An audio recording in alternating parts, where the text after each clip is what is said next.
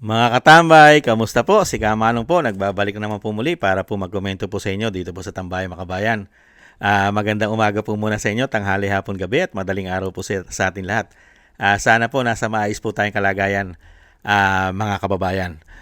Umpisa na po natin, komentuhan po natin mga tambay. Ito pong putok na po ito sa mainstream media mga tambay. Pinag-uusapan na po ito, lalong-lalo po yung kay Boying. Yung kay Boying po at sa dating ombudsman.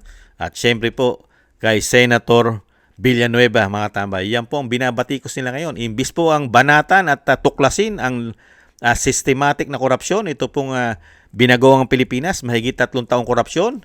At dapat tumbukin kung sino ang ulo ng korupsyon sa binagawang Pilipinas. Pero hindi po yan ang nangyayari po ngayon sa kanilang mga investigasyon. Ay ang dapat pong bakbakan yung mga tinatawag na magiging hadlang sa impeachment din po yata nila sa Senado. Hindi kaya? At binakbakan din po ito ng isang garbage in, garbage out.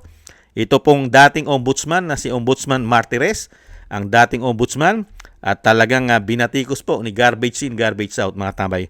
Mas mahusay pa siya sa dating Chief Justice at naging Sandigan Bayan din po ito at naging naging Ombudsman Secretary, mga tambay. Matindi po, no? Yung dating Chief Justice, mas magaling pa. Si garbage in at garbage out, ibang klase. Pero may banat naman po dyan si Atty. Topacio.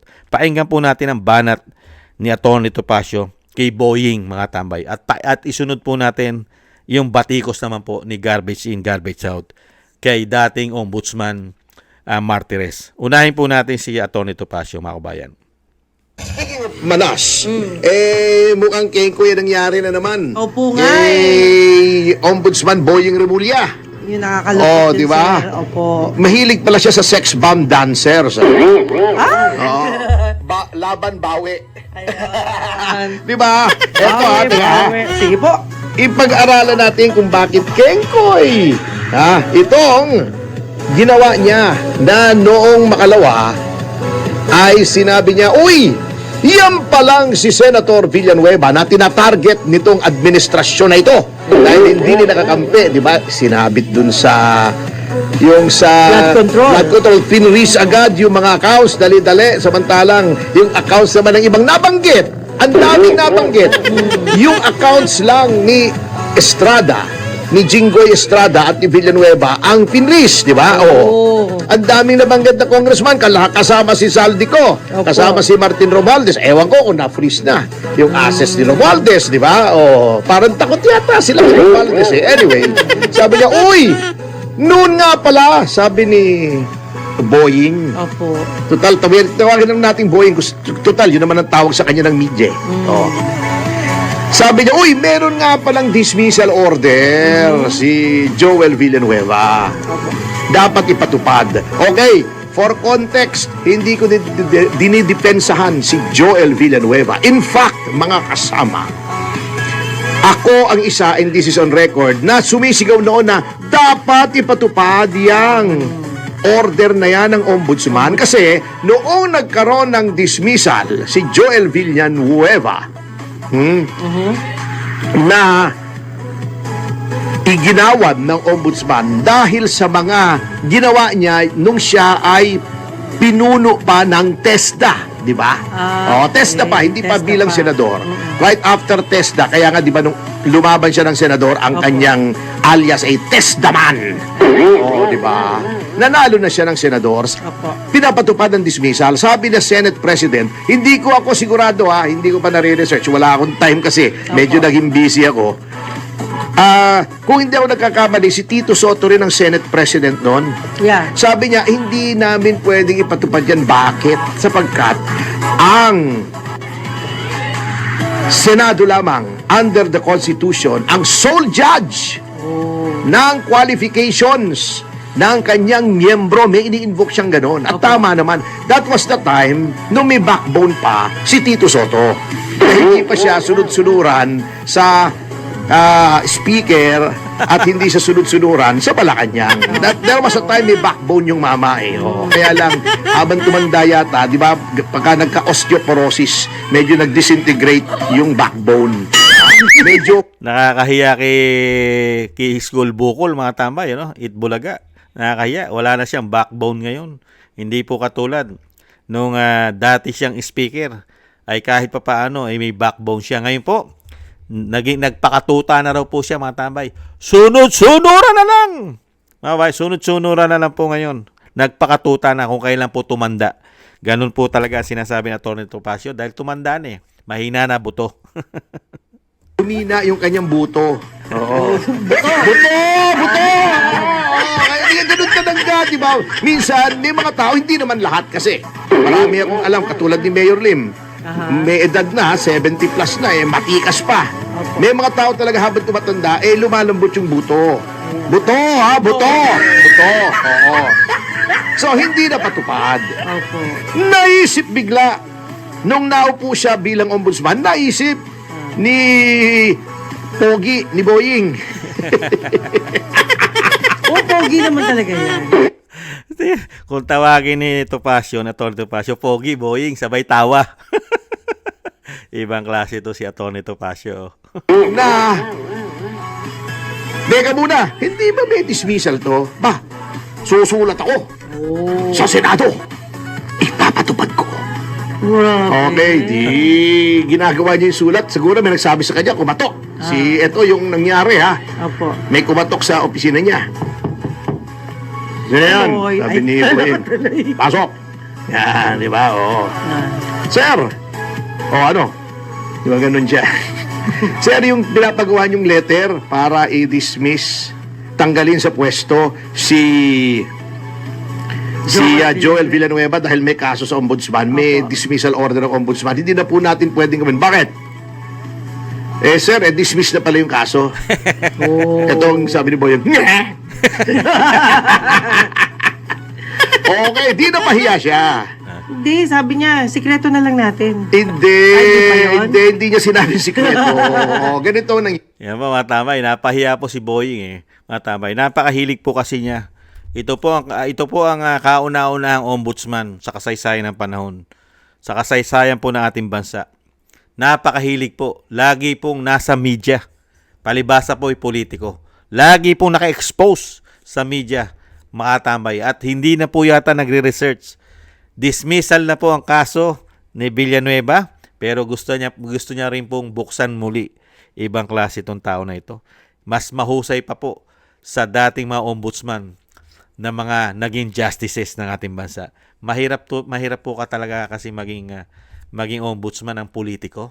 Mga kabayan, lalong-lalo po kung may pinopolitika sila. Hindi po ba?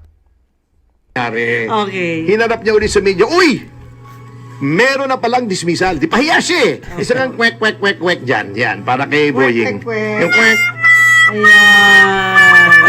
Yun ang nangyari kay Boying. Kwek moment yon. Naku, dismiss na. Nasabi ko na, pati dismiss ko. Teka, hanap tayo ng palusot. Eto, humarap siya sa media. Binabawi ko na, dismiss na pala. Hindi ko alam na dismissed. Secret, dinismiss nung dating ombudsman. Secret? Anong secret? Dinismiss nung bagong ombudsman. Sino bang ombudsman ngayon? Siya. Sino bang may hawak ng lahat ng records ng Office of the Ombudsman ngayon? Siya pa rin. Ba't hindi niya alam? Hindi niya tinignan. Ayun. Hindi. Yan. Totoo po yun, di ba? Bakit hindi mo tiningnan? Nasa iyo na lahat ang record at file. Hindi mo ni-research at hindi mo pina-research. Ang dami mong tauhan. Basta lang makapanira ka. Pati yung dating ombudsman na si Ombudsman Martires, sinisiraan nyo pa. Katulad nung paninira ng garbage in, garbage out. Grabe itong mga tao na ito. Kala mo gagaling. Hindi po ba? Dapat dito sa mga tao na ito, una-una, ipapulburon test sa buhok. Mga tamay, baka gumagamit ito ng pulburon. Hindi kaya? Man lang niya inutos. Hoy! Hoy! Tignan mo nga itong records ni Joel Villanueva. Ano ba to? Alam ko may dismissal to eh. Di sinagot siya ng mga taong matagal na roon. Yan ang nangyayari talaga kung hindi karapat-dapat ang ombudsman at binraso lang. Wala siyang pakialam na gawin ang maayos ang trabaho niya kasi ang gagawin lang niya, yung mission niya. Opo. Kasi yan, ang talagang deal dyan, babrasuhin ko yung pag-appoint mo by hook or by crook kahit bumaliktad. Mawasak ang institusyon. Malabag, hindi lang bend the law, break the law. Break the law. I-appoint kita dyan, basta Totoo po yun, di ba? Ganyan po nangyari talaga eh. Break the law, bend the law.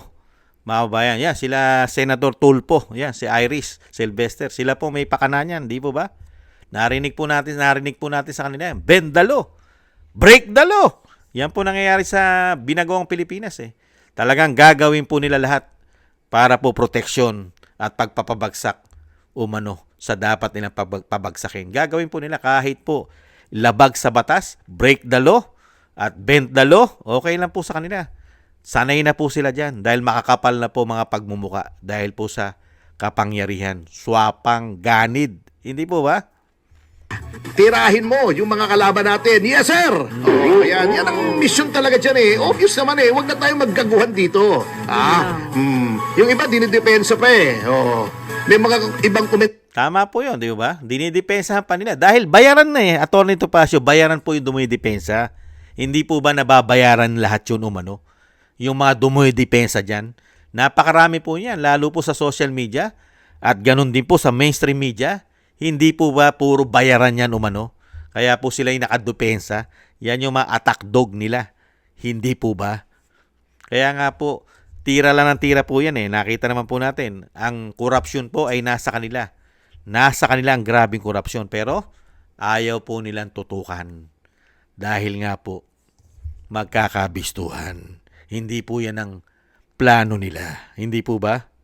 motorista, ubod pa ng depensa kay Remulla eh. Wala na tuloy nakikinig sa kanila. Wala akong pinatatamaan dito. Anyway, sabi niya, secret, you have custody and full access to the entire records of the ombudsman. Ikaw ang ombudsman. Tama. Ang tagal na rin, 2 weeks na ba? Yes. Hindi mo alam na na-dismiss. Bago isisisihin mo yung dating ombudsman, Boss Boying. Kaya hindi po nag-a-appoint ng politiko sa Office of the Ombudsman para hindi politicized yung office. Anong ibig kong sabihin? Hindi po trabaho ng ombudsman na maging popular o magpapogi o mag-disseminate ng information.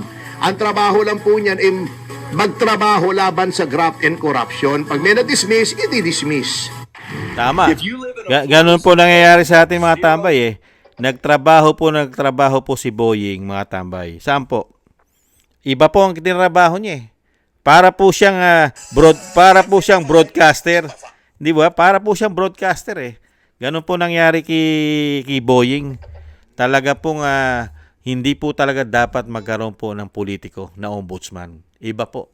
Katulad po na nangyayari sa ating bansa ngayon. Nakita niyo po, nagkandaleche-leche po ang ating pong batas. Grabe po itong mga tao na ito. Usually kasi, pag nadidismiss, dismiss. Kung walang makapick up ng media, wala. Opo. Ngayon lang naman kasi ako nakakita ng ombudsman, araw-araw gusto yung mukha niya nasa media Kasi politiko, kaya nga hindi dapat politiko dyan. Si Martinez naman, justice yan ng Korte Suprema. Naging justice yan ng Sandigang Bayan. Yes. Ibig sabihin, meron siyang judicial temperament. Ano ang judicial temperament? Hindi po mahilig sa publicity ang mga huwes. Ayaw po ng mga judges ng publicity. Opo. Kasi nai-impluensyahan yung kanilang desisyon ng public opinion na hindi dapat. Kasi kung ikaw ay politiko, kailangan mong magpapogi. Kahit hindi ka pogi. Hindi ko sinasabing hindi pogi si Boying Pogi. Kaya nga tawag natin si Pogi Ayan po mga tambay. Totoo po yung sinasabi ni Atty. Topacio. Kailangan po talaga inilalagay po katulad po sa Sandigang Bayan. Katulad po dyan sa Ombudsman. Di po ba? Talagang justice. Justice po sila. Di po ba? Galing po sa justices. Di ba? Kailangan po na dyan po kinukuha yon sa ating Korte Suprema, mga justice. Di ba? Justices. Hindi po katulad ng mga politiko. Hindi mo kailangan ng politiko dyan. Dahil nga po unang-una, mamumuliti ka at magpapapogi. Kaya nga po, history ito eh. History po ng ating bansa na meron po tayong ombudsman na lagi pong laman ng media. Papogi ng papogi. At siya pa mismo ang nanuinira. Hindi po ba? Mga bayan, ito po, pakinggan naman po natin bago po natin komentuhan. Ito naman po yung garbage in, garbage out, mga tambay. Isama na po natin ito. Grabe po. At talagang pinagbibintangan pa ang dating Supreme Court Justice na si Martires na tinulugan daw po. Mas magaling pa sila ni Boying, mga tama. Ibang klase ito. Ito pong garbage in, garbage out. Grabe po. At tinatawag din po ito ni Ka Eric na ito po'y abogado ng makakaliwa ayon kay Ka Eric. Pakinggan po natin ito, mga tambay. Tinulugan daw ni dating Ombudsman Samuel Martires ang desisyon sa PDAF case si Senator Joel Villanueva. Yan ang bagong pasaring ni Palace Undersecretary Claire Castro. Ang detalye sa exclusive Agenda Weekend Report ni Ivy Reyes. Ibig sabihin, 2016 na file yung motion for reconsideration, 2016, 17, 18, 19, almost 3 years. Natulog. Saka pa lang nagkaroon ng decision si Ombudsman Martires. Natulog.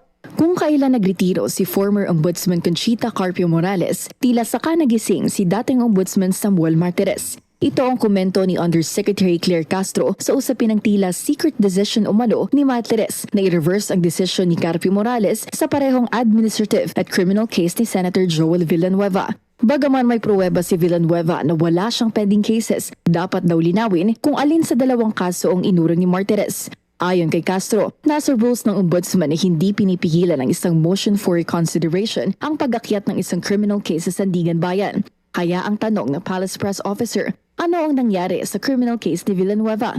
Hindi sakop ng kapangyarihan ng ombudsman ang mag-dismiss ng mga impeachable official gaya ng mga miyembro ng Kongreso, kaya nasa Senado ang bola kung i-adopt nila ang desisyon ng ombudsman. Dagdag ni Castro, ang administrative case ni Villanueva ang nabanggit ni Ombudsman Boying Remulla at ang nilabas naman ni Villanueva ay ang desisyon sa kanyang criminal case. Nauna nang tumanggi magbigay ng komento si Senate President Tito Soto na nooy majority floor leader sa panahon ng dating administrasyon. Hinatulan ng dismissal ng Ombudsman si Villanueva noong 2016 para sa umano'y 10 million pesos na Priority Development Assistance Fund noong representative pa ito ng SIBAC party list. Para sa Agenda Weekend, Ivy Reyes. Sino po ngayon ang dinismiss na nga raw ng Sandigan Bayan di ba? Pero gusto pa nila na sila po ang mas magaling as mas matalino pa nung sila po ay nasa posisyon na ng ombudsman. Sinabi na nga ni Atty. Topacio Sinabi na nga po, di ba? Kaya nga po si Boying ayon kay Atty. Topacio. Di ba? Di ba? Nasunog. Sunog siya Di ba? Dahil dismiss na nga yung mga kaso ni Villanueva. Dahil hindi nga po nagre-research. Pero ito pong garbage in, garbage out, ayaw pong pumayag. Kailangan po mas mahusay pa sila. At mahusay pa itong si Castro dito po sa dating ombudsman. At ito po nagtrabaho po ito sa Korte Suprema at naging Supreme Court Justice po ito, si Martires. At dating ombudsman Martires ay hindi po ito mahilig sa publicity. Hindi po katulad nila. Nakita nyo po kung magyayaw yan. Kasi ito po kasi kasama sa plano nila. Kailangan po nila ilahis, i-divert, at kasama po ang pagpapabagsak nila. Dahil alam po nila itong si Villanueva, kailangan po nila siraan ito.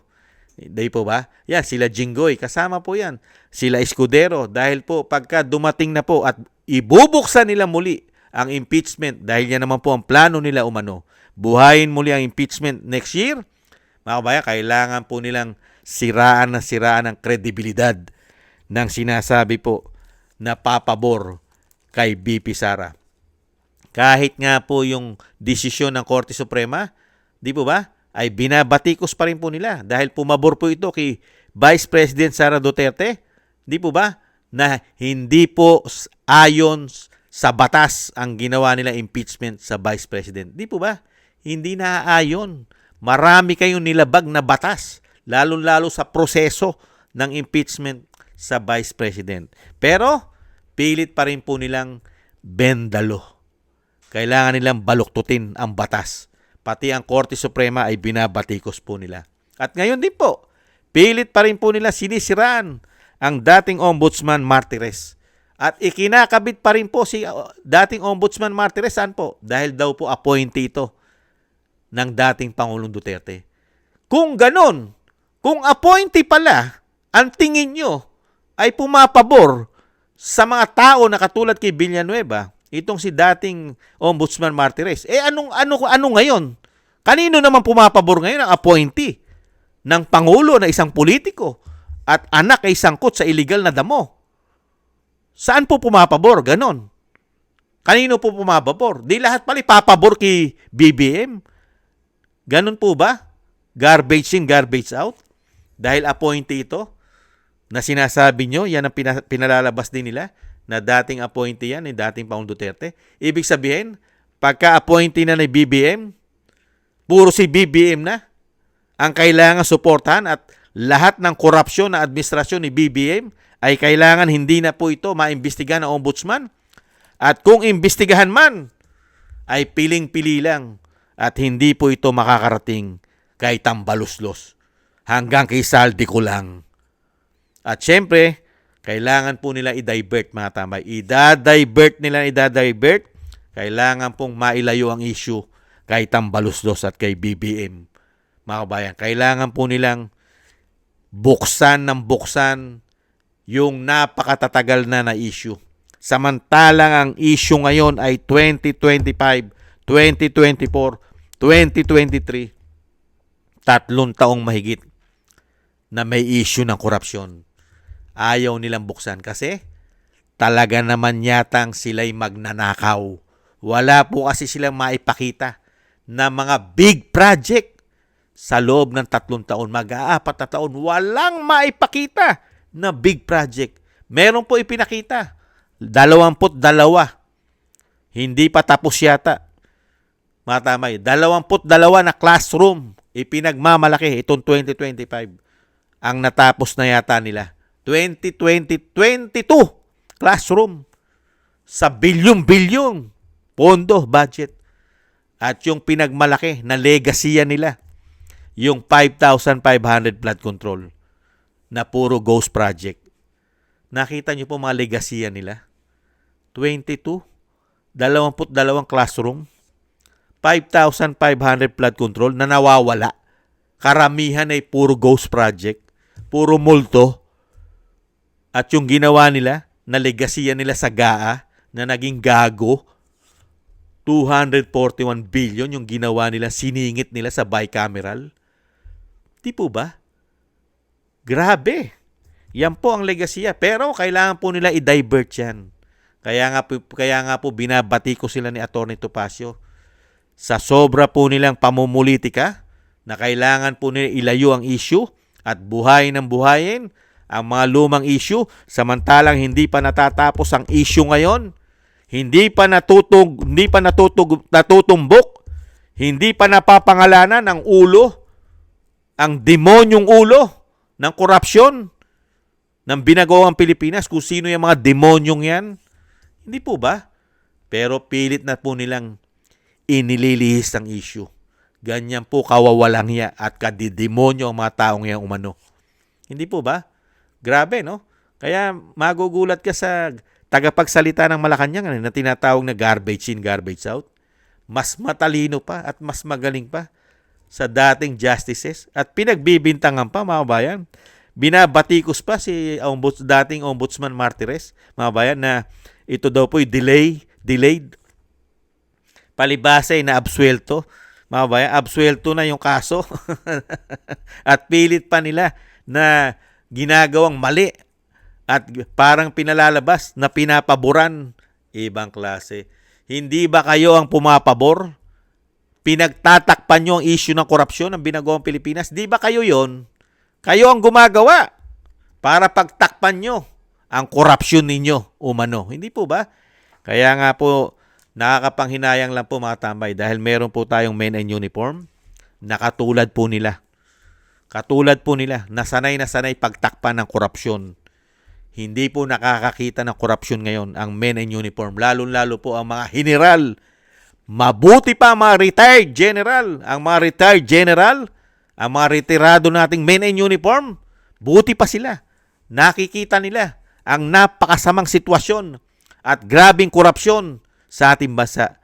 Mainam pa ang mga retirado kisa rito sa mga active na mga men in uniform, lalo-lalo ang mga general, pati yata PNP. Nakakahiya kayo. Pinag-uusapan ng ating bansa sa buong mundo na pinakakurap na bansa. Pangatlo na tayo sa Asia. Di po ba? Nakita po, pangatlo tayo. Ang nangunguna po yata ay Myanmar, Cambodia, pangatlong Pilipinas. Nakakahiya. Hindi po natin dinanas yan na maging pangatlo tayo sa pinaka-corrupt sa Asia. Kay dating Pangulong Duterte, hindi po natin dinanas yan. Pero ngayon, pilit po nilang pinabubuti at pinapuputi ang mga masasama nilang gawain. Gamit yata itong mga tao na ito. Hindi po ba ang mga aso at nagpakaaso ng tuluyan dahil po sa pera at kapangyarihan? Hindi kaya, mga kababayan? Kaya buti na lang po. Buti na lang po, meron pa po tayong mga abogado katulad po nila Atty. Topacio na talaga pong ang mga pinaggagawa po nila ay talaga pong batas. Pag batas po ang pinag-usapan, hindi po kailangan ang breaking the law. Hindi mo kailangan i-break ang law at i-bend ang law. Mga kabayan, buti na lang po, meron pa tayong mga abogado na nagpapaliwanag na sila ang nagbe-break ng law at binebend ang law, binabaluktot ang batas. At talagang batas po nila ay sinisira nila ang batas para po pumapabor sa kanila. Hindi po ba? Salamat po Atty. Topacio. At nahandyan po kayo at patuloy po ninyo na binabatikos ang kanilang masamang gawain at patuloy po kayo na itinatama at ipinahayag sa taong bayan ang gawain ng administrasyon ngayon ay sanay na sanay pong mag-break ng law at mag-bend ng law. Maraming salamat po sa inyo, Atty. Topacio. Mabuhay po kayo at kailangan po kayo sa panahon ngayon ng ating bansa. Dahil wala na po halos, lalo-lalo po ang media, ang mainstream media, ay wala na pong makuha ang Pilipino na lumalaban sila sa korupsyon, mga kababayan. Sila rin po yata ay natatapalan umano, lalo-lalo sa mainstream media. Maraming salamat po mga tambay. Mabuhay po sila ang dating Ombudsman Martires. Mabuhay po kayo at mabuhay din po si Atty. Topacio, mga kababayan. At syempre po mga tambay, yung sinasabi nga po natin, yan, si Atty. Topacio, pwede rin po yan. Pag naging presidente po ang ating Vice President, pwede po yan. Yung lagi po natin sinasabi mga kababayan. Pwede po si Atty. Topacio, yan, credible yan at talagang pwede mo ilagay po yan kahit sa ombudsman. Hindi ba? Pwede rin po yan sa DOJ. Hindi ba? Lalo pwede rin po sa Sandigan Bayan yan. Hindi po ba? Yan, pwede po yung mga posisyon kay Atty. Topacio. Kung magugustuhan po siya. At talagang ang Vice President. Marami po yan eh. Katulad po nila Atty. Roque, nila Atty. Vic, sila Atty. Glenn Chong. Maganda po yan sa Comelec. Hindi po ba? Yan ang mga talagang tutugis po sa kanila yan. At talagang malalaman po natin kung ang ginawa po nila Boeing at ito mga sinasabi ni garbage in, garbage out ay tumatama po sa batas. Malalaman po natin yan pagka ang Vice President na po ang magiging Pangulo ng Republika ng Pilipinas. Lahat po ang mga tao na yan nakipagsabwatan at nakinabang po at nagnakaw ng perang taong bayan ay mahabol po yan. Kaya pong habulin yan at kailangan isuka nila lahat yan, mga kabayan. Muli po, maraming salamat po sa nagusto po ng ating Tambayang Makabayan sa YouTube at TikTok. At syempre po sa mga subscribers po natin, thank you. Sa mga nagbibigay po ng tulong at biyaya, maraming salamat po. Shoutout po sa inyo lahat, mabuhay po kayo. At ganoon din po sa mga nagko-comment, like, share, and subscribe. Thank you po. At syempre po, magkaisa po tayo mga tambay, manalangin po tayo. Ay panalangin po natin ang ating bansa na muli pong makabangon at ang mga masasama at mga demonyong mga politiko sa ating bansa ay matapos na po ang ating paghihirap at muli po sana na magkaroon po ng liwanag at makabangon ang ating bansa. Isama po natin sa ating madasal at panalangin. At ganoon din po ang panalangin po natin sa pamilya Duterte na sila po'y maingatan at mailayo sa kapahamakan ng ating Vice President, ang dating Pangulo Rodrigo Roa Duterte. Madugtungan pa po ang kanyang buhay at kalakasan at makabalik na po sa lalong mabilis sa ating bansa. At ganoon din po mga tambay, tayo po'y manalangin at nang tayo po'y maingatan at ang ating buong sambayanan. Thank you po mga tambay at ingat po. Happy weekends po mga tambay. Paalam po muna. Bye-bye.